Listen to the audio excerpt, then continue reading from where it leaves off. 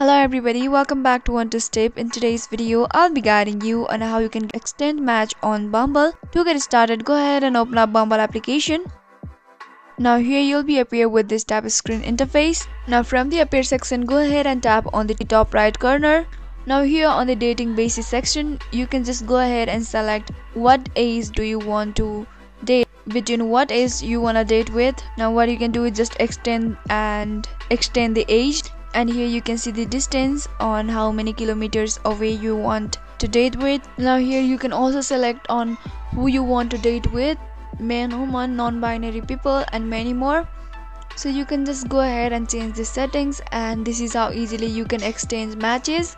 So if you found the video to be helpful and informative, go ahead and subscribe to our channel and also press the notification bell for more updates.